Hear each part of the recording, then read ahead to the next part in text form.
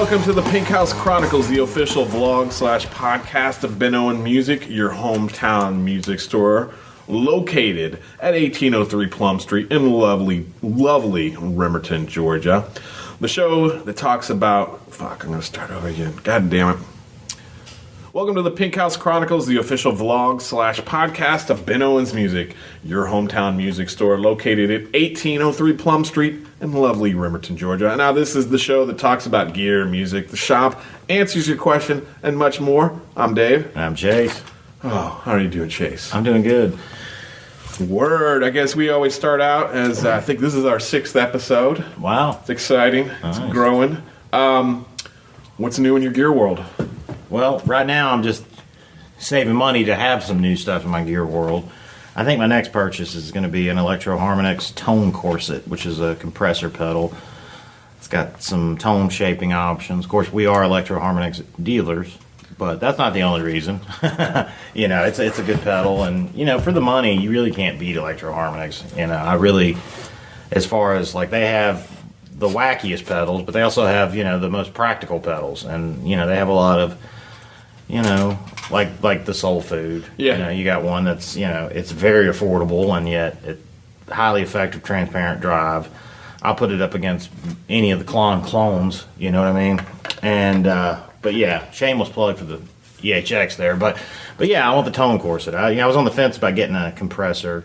I play country music, as a lot of and get that spanky chicken picking tone. Yeah. But I didn't want something that was like a Boss that was really in your face and sounds like 90s Nashville. I wanted something a little bit more subtle. So that's what I'm going with. How about you? Well, first, when you say order, I want to order another parallel mixer. I think it's a utility pedal that if you're running a board, when you chain it, obviously you get noise and you lose effect, and even if you run in a small chain. But I've got one of those on there, and I got 3, just like a delay, overdrive, and a fuzz on there, and I could just hear the delay much better. And then I've got a couple things that go into that. But I'm like, if I could just run a if you had 2 of them, you could run a wet dry type setup using it, and those things are crazy. It is crazy, and I've always been like utility pedals, whether it's power supply or something that just it doesn't make some fun, cool noise. You're just like, but they get overlooked. But I'm a convert to that, so I'm thinking I'm going to order another one. I had ordered the JHS Legends of Fuzz line, a couple of those, and they're back ordered because everything that's going on, and so they finally came in.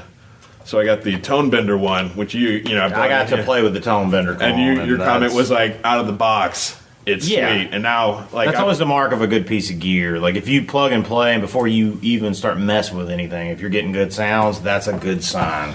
So I got that clone. I've got some other Tone Bender clones, and this is probably the best, truest sounding Tone Bender. It even looks like the old school Tone Bender. Yeah, it's got the wedge knobs on the top, and it's got the wedge style, and I got the Shinei fuzz on that one clone, and I've got a couple Shinei clones, but this one is again, just très magnifique. And then it seems like I've been on a JHS buying sprees. I got the Boss JHS where they combine together that overdrive, so I get the Angry Charlie with the Blues Driver, and you can really run one into the other. You can run them parallel. And so I've just been really on a fuzz overdrive. Which I like the little combo pedals where you get 2 or 3 pedals in one. That's always cheaper. And then it's got an A/B too, so you can run a thing on there, so you can get even more settings with it. And it's not for someone who's if it's more than 3 knobs, it's overwhelming. Boss and JHS both do a really excellent job, and as well as I know we're a shill for this, but the Electro Harmonix stuff is pretty idiot proof. Yeah, it really is. I mean, and they've stood the test of time. They've been around for 40, 50 years almost at this point, and a lot of the circuits that they use now are the same circuits they've been using for decades. Yeah, so it's but they still come out with new stuff, it's new wacky stuff, and I think the big one is I finally got done with the Jazzmaster. Oh yeah, Barncaster one. So it's you played it a little bit. It's got the Jazzmaster vintage pickups, and I put a Bigsby on it versus the regular jazz tremolo, and it is fun to play. So yeah, that's really what's new in my world there. But what do we got new in the shop? We've got a few new things. We finally got our new batch of Kala ukuleles in. We had some people asking after those. They're all $89.95. They're great starter ukuleles. They're pretty fantastic on their own, though. I mean, you're not going to have to upgrade it in 6 months. They're really well built, and Kala's been doing it for a long time. Kind of like still a family business. Yeah. They're based out of Hawaii. Let's see what else we got. We have a new Epiphone Master built in the shop, and it is nice. Yeah, the neck is you just get the V-shaped neck. It's got the V-shaped neck. It's got the sort of Kalamazoo-esque inspired headstock on it. It's nicer than your average Epiphone, that's for sure. It's got all the bells and whistles.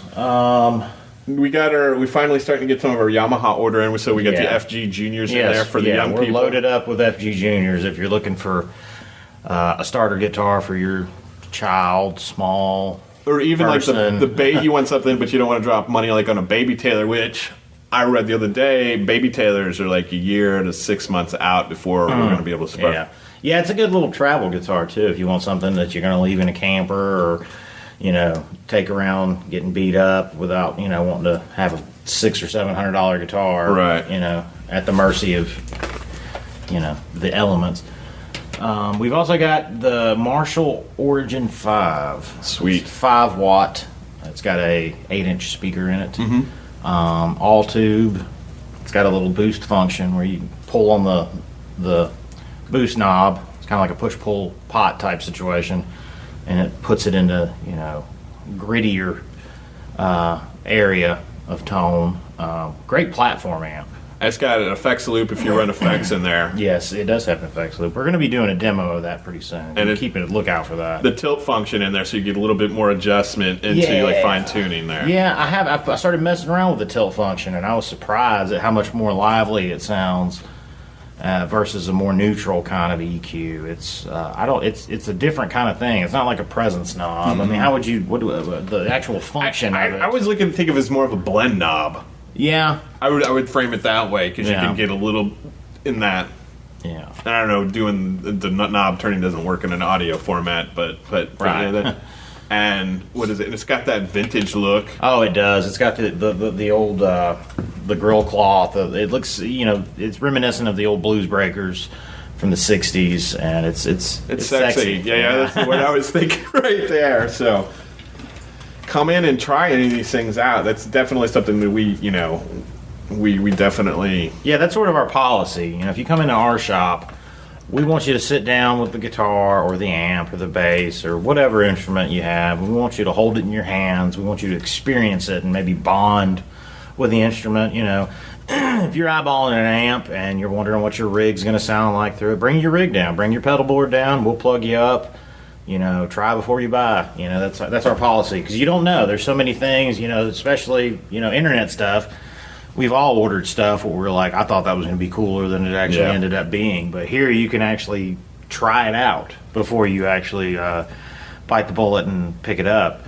And we won't run you out of the shop. No, and I think that I think you've just transitioned to a new segment we're titling Shop Talk. Yeah, and this is something it's a discussion we've had with customers before, and we've had amongst ourselves here at the shop. But what the difference between buying online versus coming into a shop?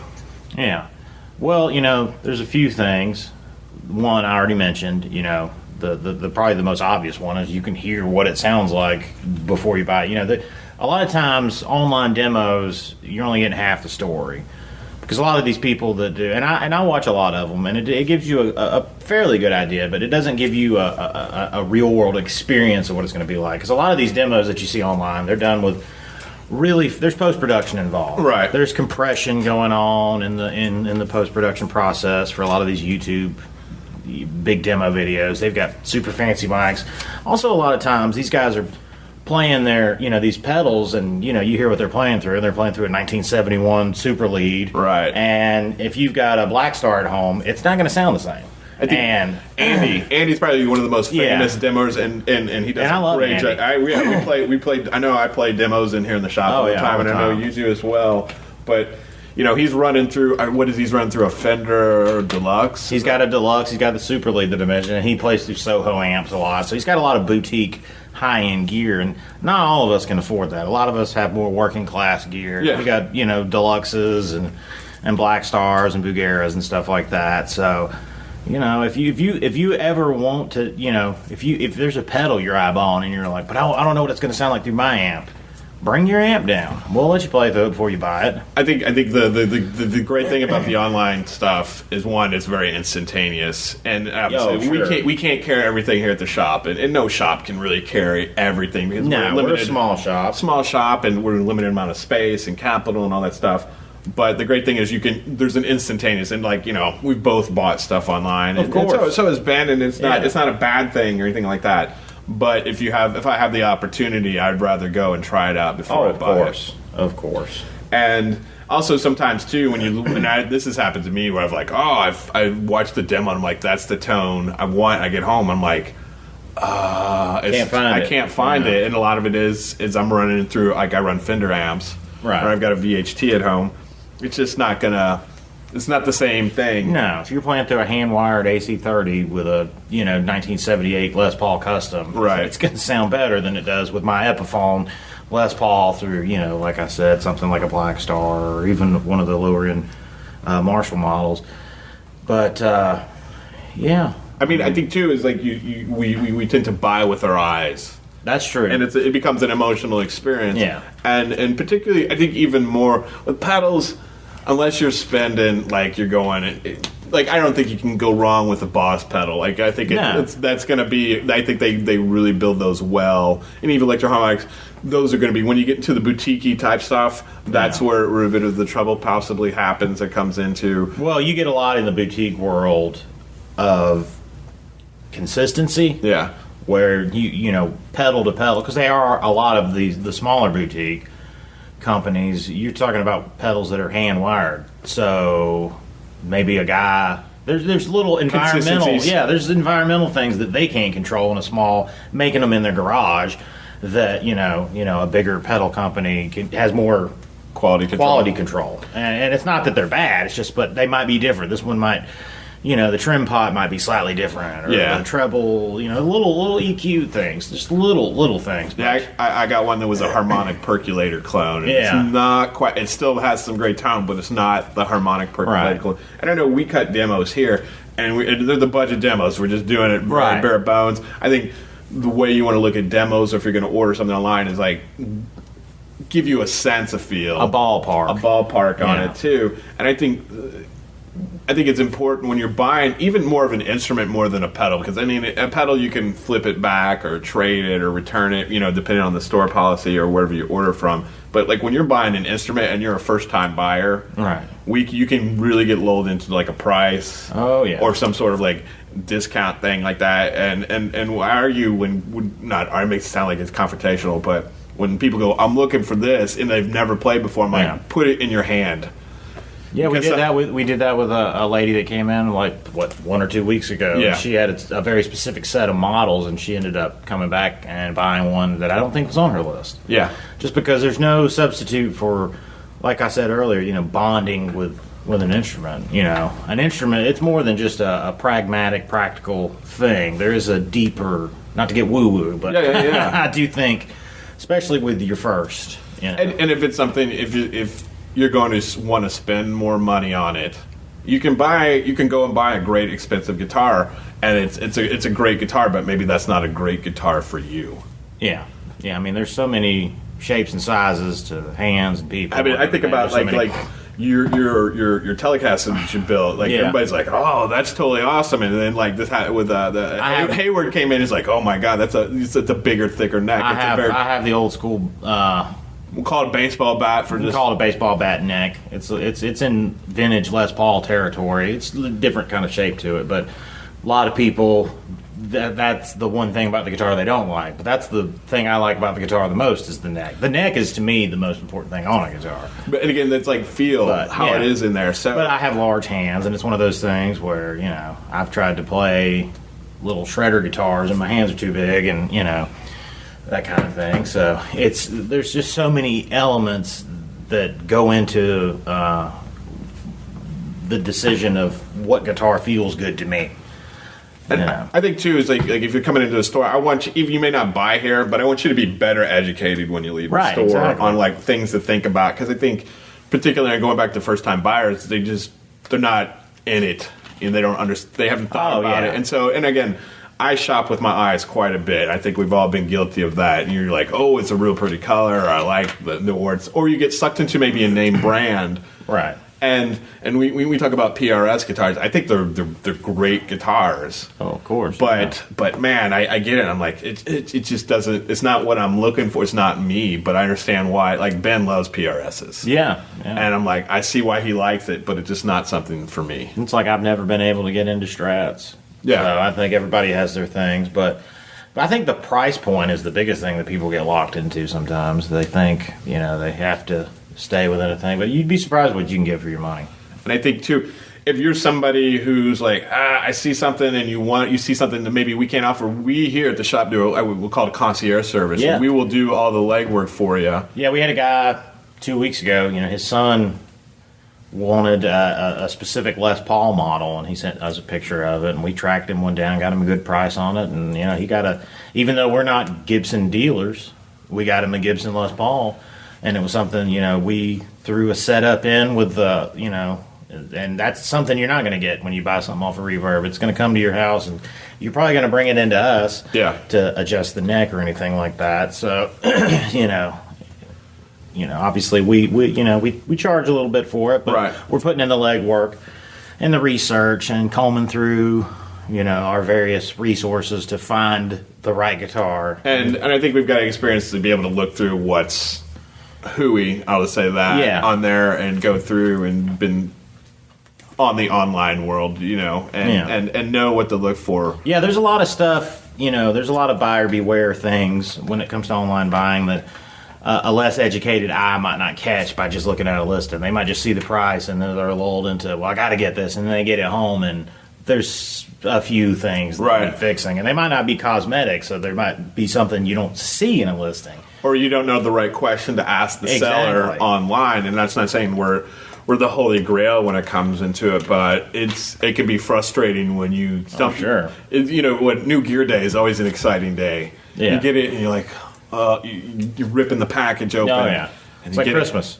Yeah, or you plug it in and it doesn't work because they didn't disclose that the electronics need this or that. And, so I guess we trying to take that heartache and stress out of you. So, and I think we did it for the gentleman with the Les Paul, and he was like just super, super pleased. So, but if that's something you're interested in, give us, contact us and we can discuss it. And, most definitely, but I think that there are plus and minuses because there are shops out there that are unscrupulous, and that's not just like music stores, pawn shops, because those places there you can find really good deals, but they don't know what they have, and they don't know all the specs on it, and so it's just you can get burned on both ends. Yes, you can. So one's not mutually exclusive from the other. No, I don't know. Anything else you think about? Well, just something I want to remind everybody. So far, we've gotten a lot of good response from the contest we're currently running. We want to let people know that we will be announcing the winner in the end of the month, I guess. Right, that's when it's over. Yeah, when it's over is when the contest is over. We'll be announcing the winner on a future episode of the Pink House Chronicles. And it will be randomly drawn out of a random program where we just throw everybody's names in there. And what you need to do to it is post a picture with you and your favorite guitar, 1 entry per household, and what you like about it. And there's some hashtags. The rules are pinned to the top on the Facebook page. Yeah, so check that out. And share it, please. Please don't keep us a secret. Yeah.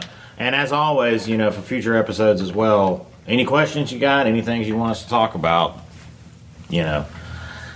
type away. Let us know. You can DM us. We post occasionally. Like we try to do a week before and try to do more than once, but depending on what the schedule going on, personal schedules and what goes on in the shop. Yeah, it can be up there. Or maybe you want to come in the shop and ask anything like, "Hey, say this next time." We are more than happy to address that. Yeah, but we appreciate the listenership. Most definitely. So. Thanks for checking us out. Please share, comment, submit questions for our next episode, which will be soon. So maybe, but we know definitely first thing we're going to announce is somewhere within the show. Right. contest winner. Contest winner. And that includes, we didn't say, that includes a free string and setup. Yeah, so that gives you some incentive to keep tuning in. Yes, it's a $50 value here. And as you know, we do a great job here. Yeah, Ben is the best at what he does in South Georgia for my money. So definitely.